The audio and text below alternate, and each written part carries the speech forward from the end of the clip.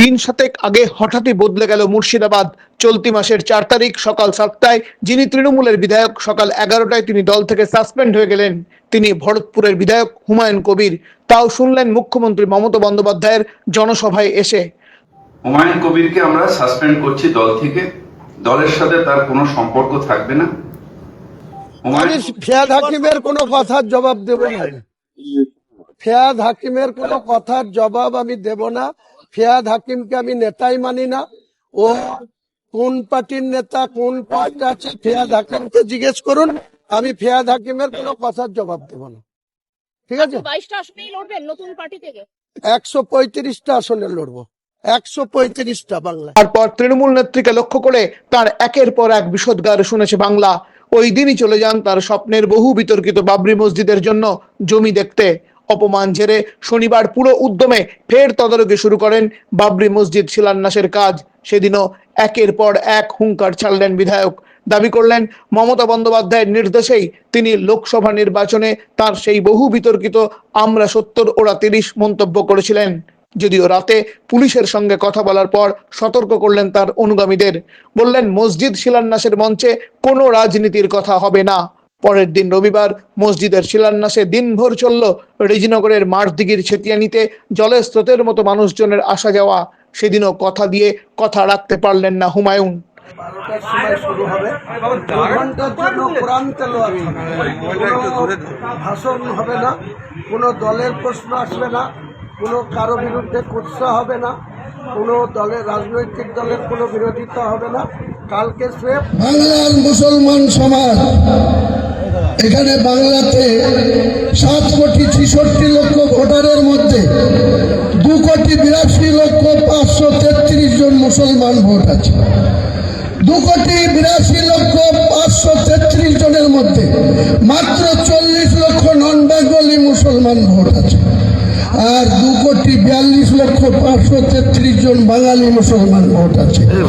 এই বাঙালি মুসলমানদের কাছে আমার আবেদন, আপনারা নিজেদের জায়গায় যেখানে 42% থেকে 82% পর্যন্ত মুসলমান মেজরিটি সিট আছে 90খানা, এই 90টা সিট আপনাদেরকে মুসলমানদের জনপ্রতিনিধি বিধানসভায় পাঠাতে হবে। চক্রান্ত করে মমতা বন্দ্যোপাধ্যায় 2011-তে 13 মে যেদিন রেজাল্ট হয়েছিল সেদিনকে 67টা মুসলমান এমএলএ ছিল। উনার 5 বছর ক্ষমতা পূর্ণ হওয়ার পর 2016-তে সেটা নেমে আসলো 57-তে। 2021-এ সেটা চক্রান্ত করে নামিয়ে আনলেন মাত্র 44 জনে। আমি মুসলমান সমাজের কাছে একটাই কথা বলবো, আপনারা আপনাদের যাকে খুশি যোগ্য মুসলমানদের ভোট দিয়ে বিধানসভায় পাঠান। আর বাকি 90টার মধ্যে 200 যে 4টে থাকবে 294-এর মধ্যে, সেই 204-এর মধ্যে মমতা ব্যানার্জি আর শুভেন্দু অধিকারীর মধ্যে লড়াই হোক। তারা কে সরকার আসবে হিন্দু সমাজ সিদ্ধান্ত নেই। তিনি যত হুঙ্কার ছেড়েছেন সম্প্রীতির জেলা মুর্শিদাবাদ ততই যেন প্রমাদ গুনেছে। কিন্তু মেঘ সরে যেতেই পরিষ্কার হয়েছে একে একে খসে পড়েছে তার সব কৌশল। মিমের সঙ্গে তার নতুন দলের জোট হওয়ার কথা ঘোষণা করলেও মিম তা সরকারিভাবে না বলে জানিয়ে দেয়। শিলান্যাসে সৌদি থেকে আসা 2 কারীর একজনের বাড়ি মুর্শিদাবাদে, অন্যজনের মেদিনীপুরের। একইভাবে তার যে দেহরক্ষী এসেছিল সুসজ্জিত হয়ে, তারাও নাকি ফেক। হুমায়ুন সংবাদ মাধ্যমে দাবি করলেন ব্লান্ডার, তার বিরুদ্ধে ষড়যন্ত্র করছে শাসক দল। কিন্তু এত কিছুর পরেও তৃণমূল হুমায়ুন কবিরকে সাসপেন্ড করেছে, বহিষ্কার করেনি এখনো। কিন্তু কেন? সেই প্রশ্নেই চরকি কাটছে সম্প্রীতির জেলা মুর্শিদাবাদের সাধারণ মানুষ। মমতা বন্দ্যোপাধ্যায় দাবি করেছিলেন এই কাণ্ডে বিজেপির উস্কানি আছে। আমি আপনাদের সামনে দাঁড়িয়ে বলছি মিথ্যে কথা। শুনুন, সব ধর্মের কিছু গদ্দার থাকে, কিছু কুলাঙ্গার থাকে, যারা বিজেপির টাকা খেয়ে মিথ্যে প্রচার করে।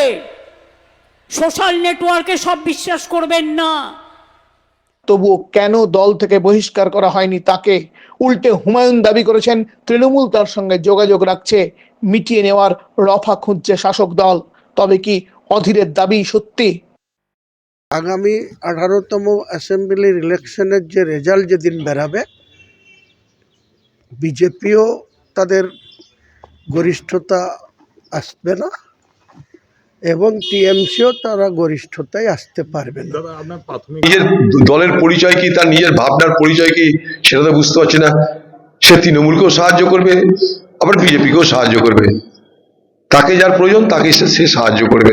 এটা যদি তার একটা মানসিকতা হয়, তাহলে বিজেপি পার্টি খুশি হবে। তৃণমূলের কি হবে জানি না, তো বিজেপি পার্টি খুশি হবে।